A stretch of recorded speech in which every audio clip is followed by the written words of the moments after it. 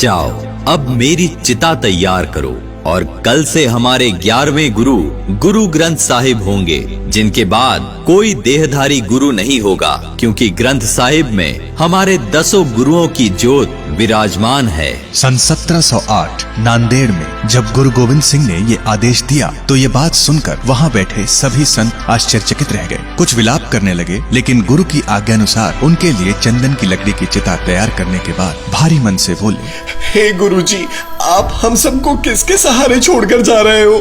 हम आपकी बात किसके उपदेश लेकर अपना लोक परलोक सुधारेंगे? मेरे प्रिय संतों, तुम लोग कभी भी इस नश्वर शरीर का मोह मत करना। वास्तविक प्रेम तो हृदय से होता है, जो सदियों तक अमर रहता है। उपदेश देते देते आधी रात बीत गई, जिसके बाद गुरुजी ने पाठ किया और अपने सभी अस्त्रों शस्त्रों के साथ अंतिम बार संतों को दर्शन देने बाहर आए, जिन्हें देखकर सभी संत उनके चरणों में गिरने लगे। लेकिन अजीब बात ये थी कि सबको गुरुजी दिख तो रहे थे, लेकिन किसी को उनका स्पर्श महसूस नहीं हो रहा था, जिसे देखकर सब हैरान हो रहे थे। गुरुजी चिता पर बैठे हुए बोले, अब यहाँ से आप सब अपने घर लौट जाएं। केवल संतोष सिंह ही हमारी चिता जलने तक यहाँ रुकेगा। जिसके बाद उनकी चिता को आग दी गई और गुरु गोविंद सिंह सचखंड जा विराजे। अगले दिन पता चला कि अस्तबल से गुरुजी का कुमैद घोड़ा गायब है, जबकि अस्तबल में ताला लगा था। तभी एक सेवाकार वहां आया, जिसने बताया कि उसने अभी अभी गुरुजी को अपने कुमैद घोड़े पर जंगल की ओर जाते देखा। ये बात सुनकर सब हैरान रह गए कि तभी एक साधु ने आकर सबकी उदासी का कारण पूछा। तो संतों ने पूरी बात बताई, जिसे सुनकर साधु हैरान हो गया और उनसे ऐसी बात बताई जिसे सुनकर सारे लोग विलाप करते हुए हाथ जोड़कर प्रार्थना करने लगे।